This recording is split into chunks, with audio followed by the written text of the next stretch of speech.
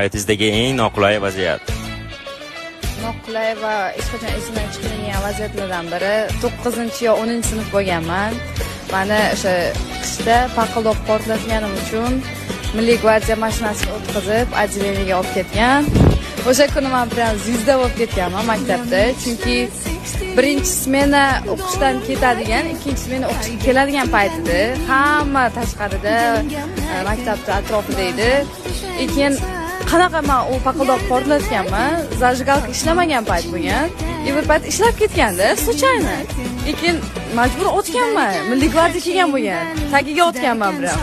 Keyin to'xtagandan keyin tushgan. Kim qildi buni? Hamma jim. Bitta qiz turdi. Ana ko'k kurtkadagi qiz qildi dedi. Shunaqa keyin alamim olmoqchi bo'ldim. U qizdan keyin xudoga solib qo'ydim. Keyin siz biz bilan ketishga to'g'ri keladi deyishdi. Mashinaga o'tkazishdi.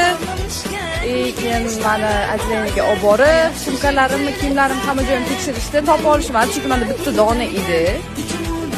Keyin adresi nomerlarini bering deyishdi, adam nomerlarini berdim. Sizni Rayhon degan qizingiz bormi? Ha. Biz ichki ishlardanmiz. Qizingiz jamoat joyida pirotexnika vositasidan foydalangan. Iltimos отделениyaga keling deyishdi. Dadam ham keldilar, oyim ham kelganlar, короче, biz maktab kelgan отделениyaning atrofida, chunki отделение maktabimiz oldida edi. Hamma kutib turibdi, qani nima bo'lar ekan deb. O'sha kuni biz musobaqaga ketishimiz kerak edi. Keyin direktor keldi. Bu qizimiz sportsmenka, javob bering, tudashida. Keyin qanaqa protokollarsiz, hech narsalarsiz asta qo'yib yuborishgan.